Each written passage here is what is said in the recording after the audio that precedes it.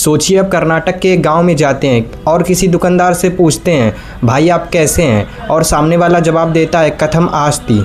नहीं, ये किसी फिल्म का सीन नहीं है। भारत में एक ऐसा गांव है जहां संस्कृत सिर्फ मंदिर और मंत्रों तक सीमित नहीं रही बल्कि लोगों की रोज़मर्रा की बातचीत का हिस्सा बन गई है। इस गांव का नाम मत्तूर कर्नाटक के शिवमोग्गा जिले में तुंगा नदी के किनारे बसा है। लेकिन असली कहानी ये नहीं है कि संस्कृत बोली जाती है। असली सवाल है आखिर एक आधुनिक गांव ने संस्कृत को अपनी बोलचाल भाषा बनाया कैसे। इस कहानी की शुरुआत लगभग 1981 से जुड़ी है। उस समय गांव में संस्कृत की रोजमर्रा बातचीत को वापस लाने के लिए संस्कृत भारती के कार्यकर्ताओं ने लगभग 10 दिनों के लिए एक संस्कृत कार्यशाला आयोजित की। गांव के लोगों ने इसमें खूब दिलचस्पी दिखाई और धीरे धीरे संस्कृत सिर्फ पढ़ने की चीज़ नहीं रही और इसे लोग बोलने भी लगे।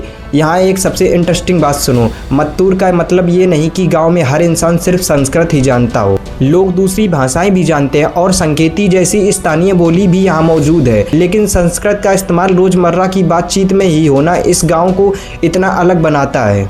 रिपोर्टों में यहाँ के बच्चे, दुकानदारों और आम लोगों को संस्कृत में बातचीत करने का जिक्र होता है, लेकिन जिस भाषा को हम अक्सर किताबों, श्लोकों और पुराने ग्रंथों में खोजते हैं, मत्तूर ने उसे बोलचाल में जिंदा रखने की कोशिश की है। और शायद इस कहानी की सबसे बड़ी सीख यही है, किसी भाषा को जिंदा रखने के लिए सिर्फ उसे पढ़ना काफ़ी नहीं होता, उसे बोलना भी पड़ता है। इसलिए अगली बार जब कोई कहे कि संस्कृत सिर्फ किताबों की भाषा है, तो कर्नाटक के मत्तूर की कहानी ज़रूर याद करना, क्योंकि कभी कभी इतिहास किसी म्यूजियम में नहीं, एक गाँव के रोज़मर्रा की आवाज़ों में जिंदा होता है।